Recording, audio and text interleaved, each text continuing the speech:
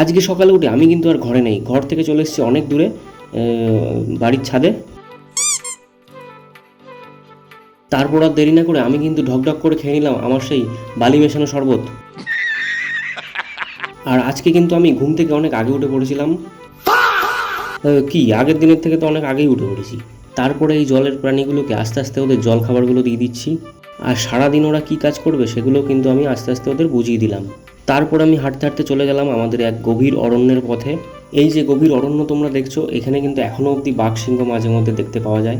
ওখানে গিয়ে দেখি আমার বাবা একটা 20 হাত লম্বা কামান নিয়ে আস্তে আস্তে সামনের দিকে এগিয়ে যাচ্ছে। তারপরে সেই কামানটা উপরের দিকে তাক করে মারতে যাবে, ঠিক এই সময় দিকে আরে এটা তো আম পাড়ার লগা। তারপরে আমার বাবা তাড়াতাড়ি করে কয়েকটা আম পেড়ে নিয়ে কিভাবে 3টে আম এক হাতের মধ্যে ব্যালেন্স করে নিয়ে ধরতে হবে সেটা আমাদের সংবাদ মাধ্যমে দেখালেন।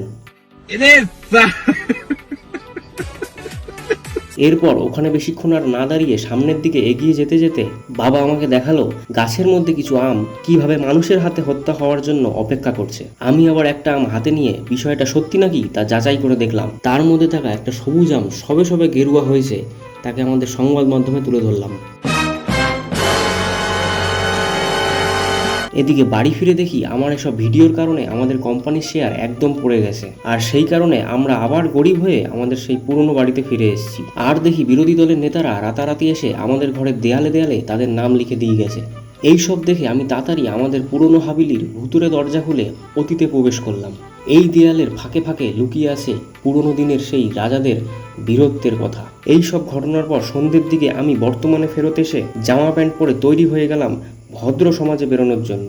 ভিডিও শেষ করার আগে একটা কথাই বলতে চাই, তোমরা যারা ডিম ছুঁড়ে ছুঁড়ে মারছো তারা আর এরকমটা করো না। ডিমের যা দাম, না হলে আমাকে দিয়ে দিও, তাও ডিমের পোস্ট টোস্ট করে খাওয়া যায়।